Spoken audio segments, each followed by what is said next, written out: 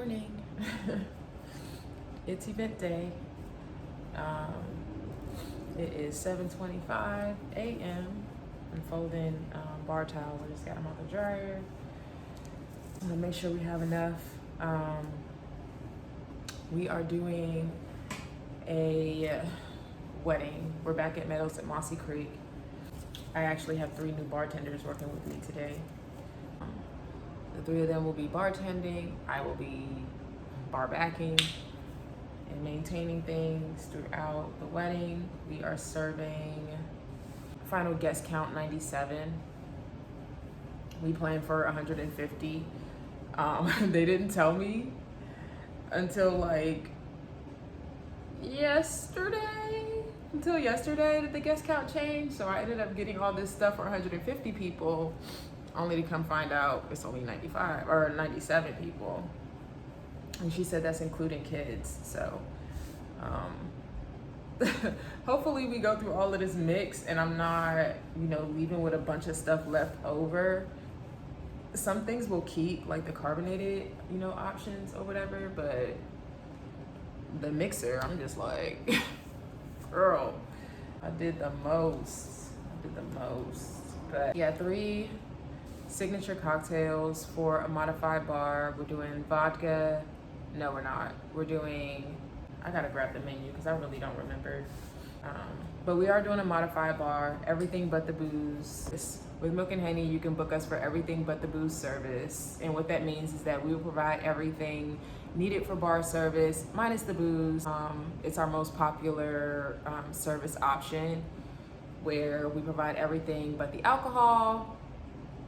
They provide the alcohol. I just tell them what to get based on, the menu that's developed. So it's multiple ways to go about it, but basically they book us. I share Milk and Honey's seasonal menu. But then there's also the option to do specialty menus. So we've done like luau parties. I'll provide a list of cocktails that will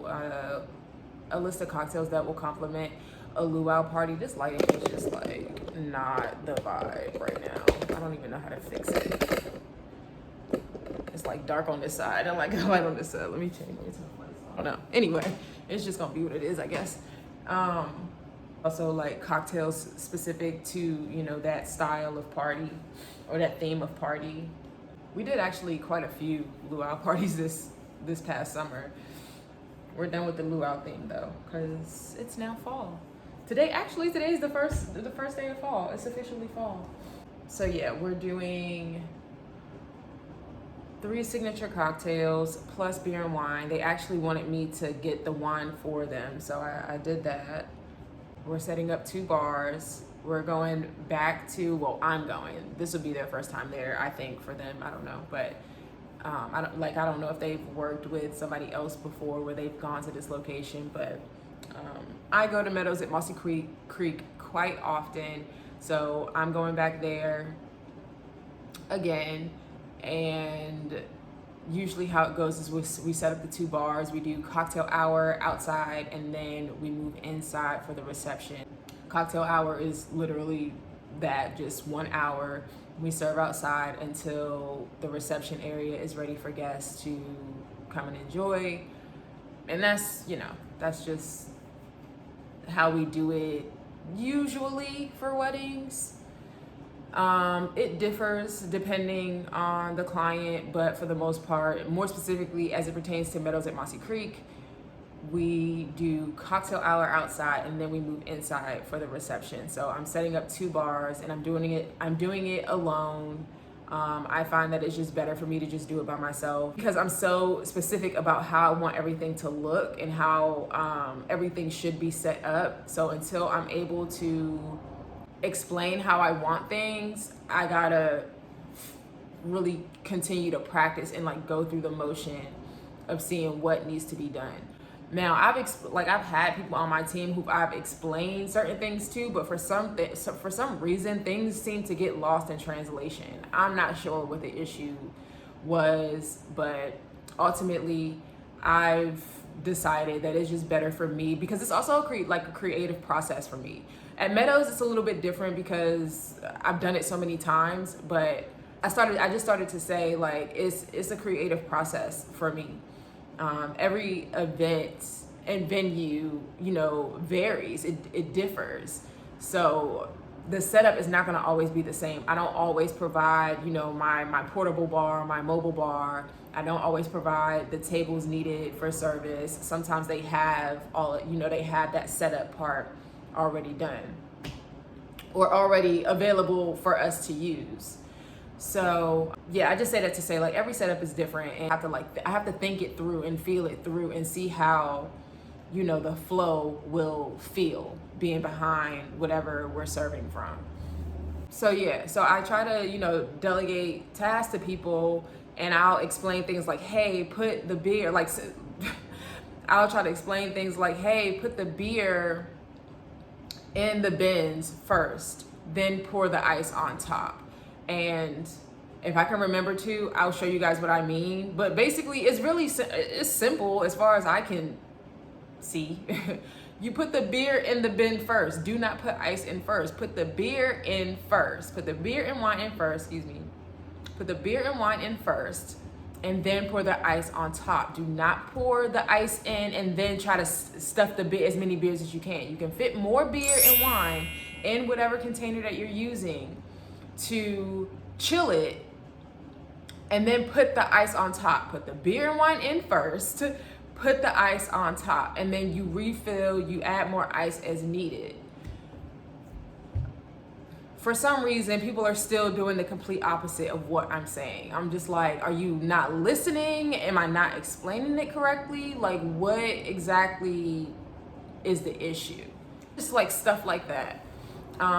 Labels forward, uniform, all aligned, like items with like items. I don't think I'm speaking another language, but it seems like I am half the time.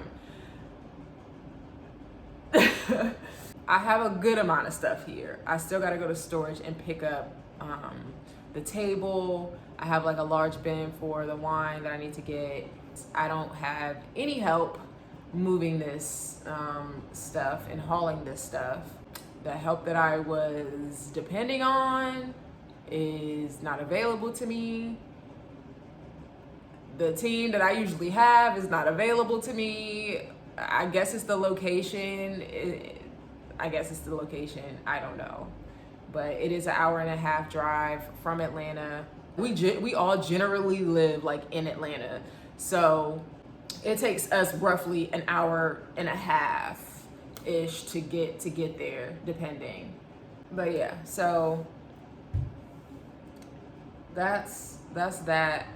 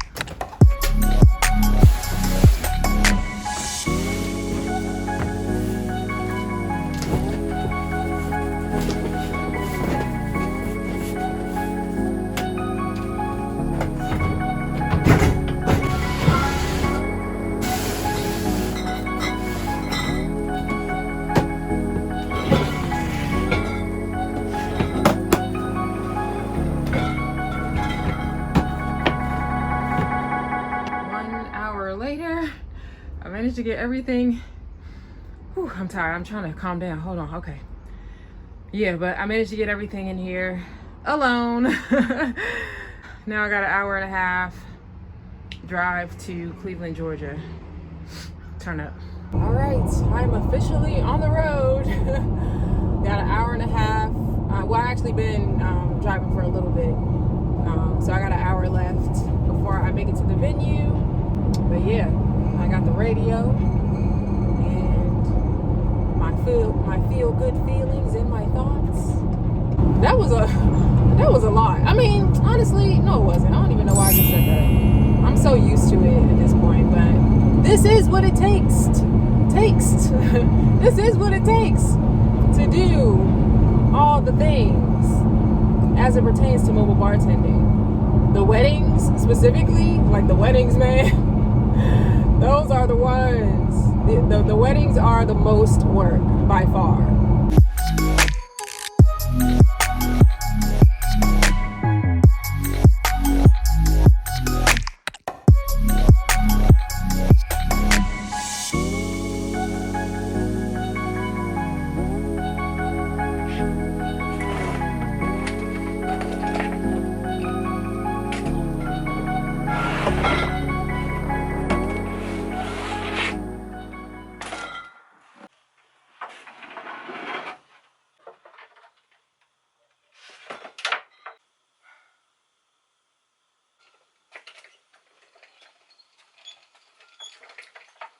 All right, so here is bar 1.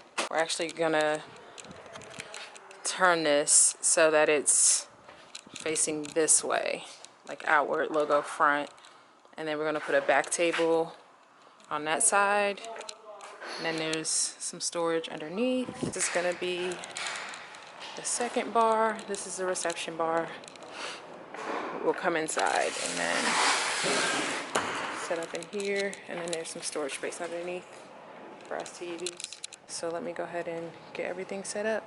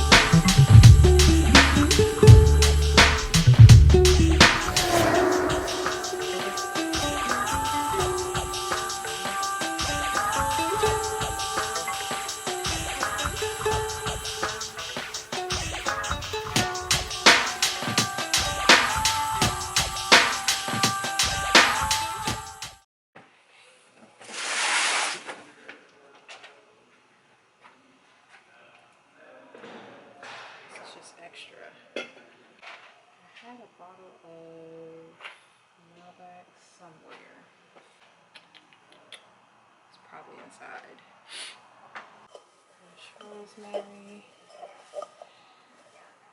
This doesn't really look its best in this short thing, but It'll do for now.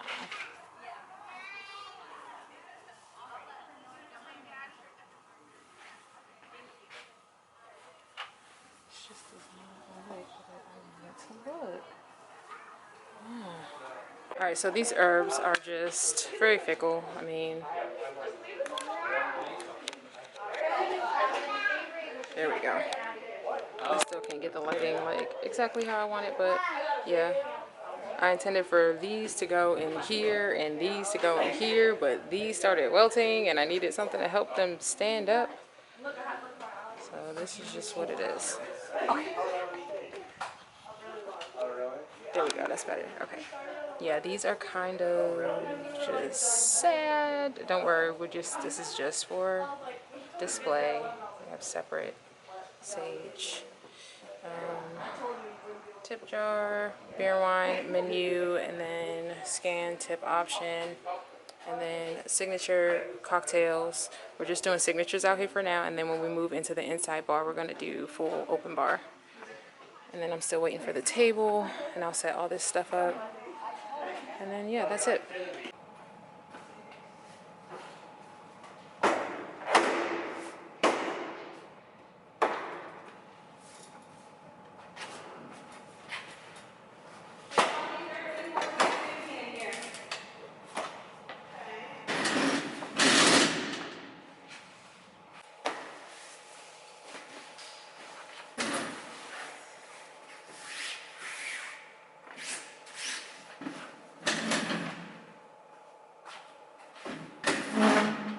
All right, the bars are mostly set up. Let's see what alcohol we have. I told them not to get these gas bottles.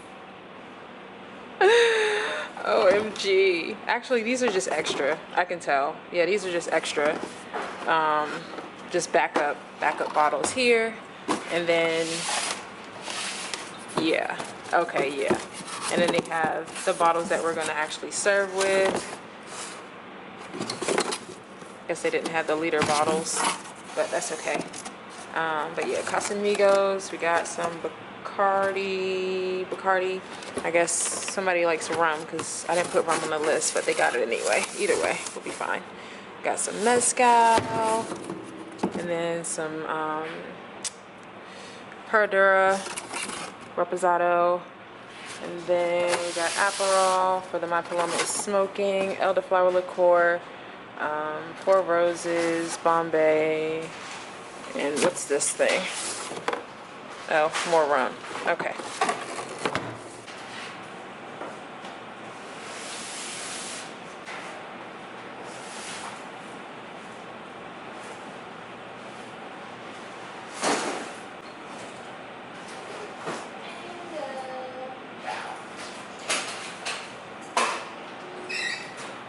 Right now that I have all the alcohol pulled out, the other half is outside because like I said, we're setting up 2 bars, so I'm on the inside bar, and I just wanted to show and share perspective on why I say what I say. So I separated them. We have the Aperol and the mezcal for My Paloma is Smoking. That's one of the signature cocktails. So we're doing 3 for the modified bar. Aperol and mezcal for the My Paloma is Smoking, and then elderflower and gin for perfect timing. The smaller bottle of gin is actually outside, and you'll see what I'm saying in a second. And then we have the Reposado for Blackberry Sage Margarita. Now these are all for the signature cocktails that they got off the Milk and Honey menu. And then I suggested that they also get bourbon. So she got a bottle of bourbon. There's actually another bottle outside. And then she also, I guess, just wanted rum for the, because she, I guess her guest, what am I trying to say? Her guest enjoy rum. So she also got some rum.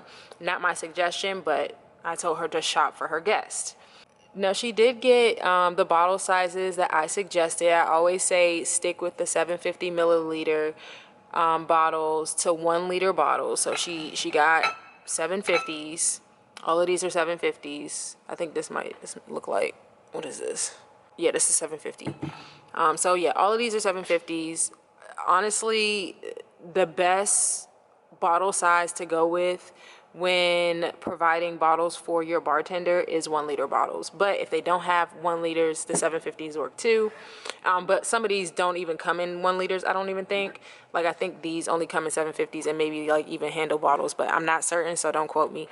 But moving on to the handle bottles of booze, my nemesis.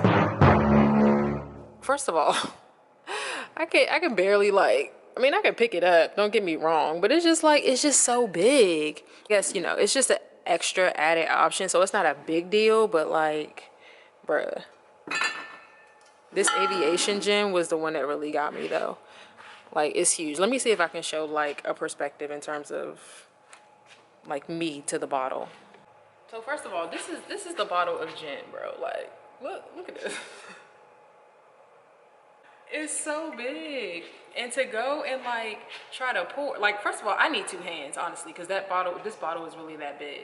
If I get a good grip on it, I mean, I can pour with 1 hand, but it honestly is heavy as shit. It's heavy. And to go to try to pour into a jigger, I gotta be real careful not to spill, because like I mentioned in the last video, actually the pour spout might actually fit on this. It might actually fit on this, but let's see. No, looking at it, no, it's not gonna fit. Not the ones that I have. See, they don't fit. They slide right out. See that?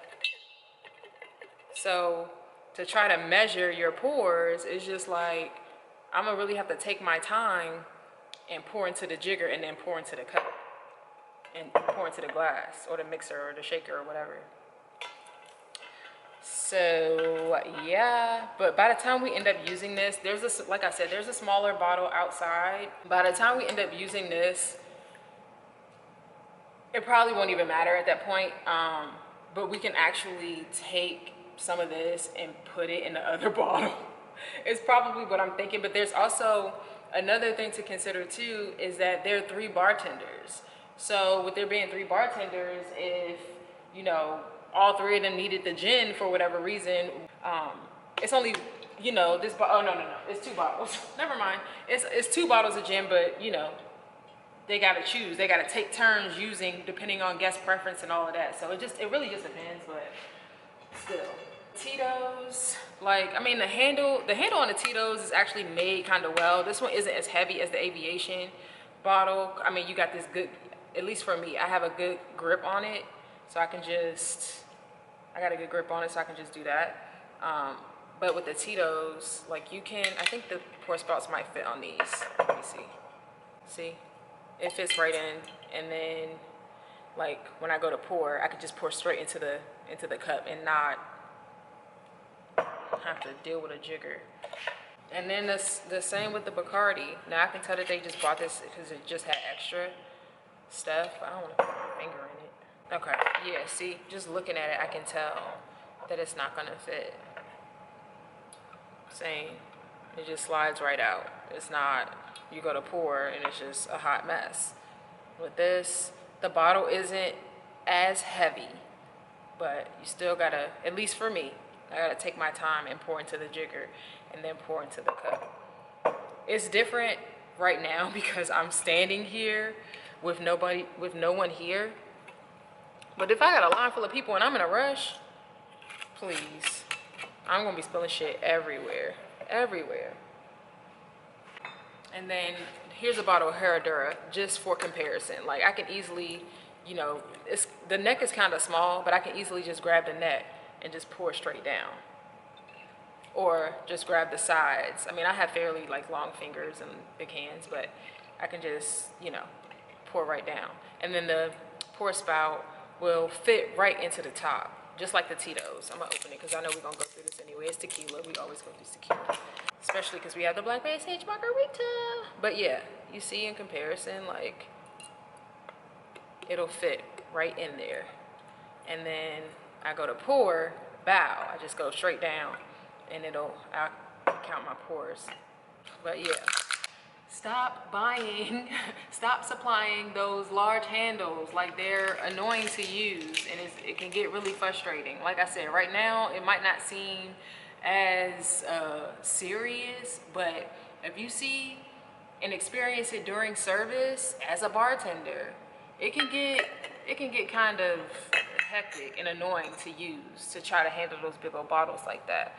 I know it's more cost effective to buy the big handles. I don't know, probably like $100. I don't know how much this costs. I'm literally just guessing. I don't know.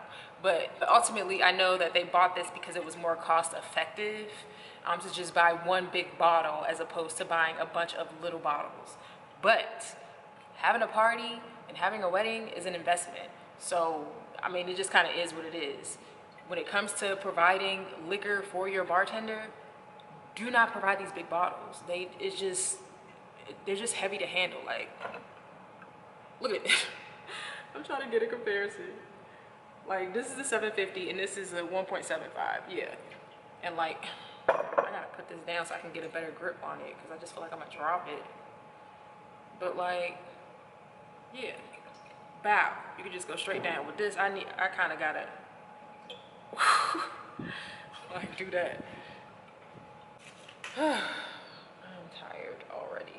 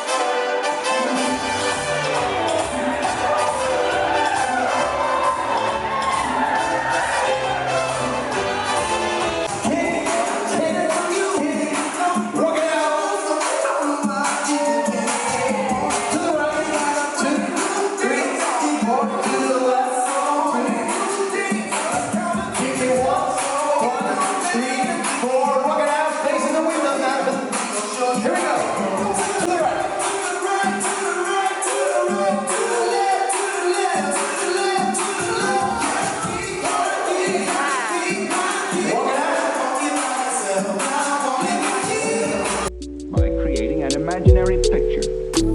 Usually it's something that moves.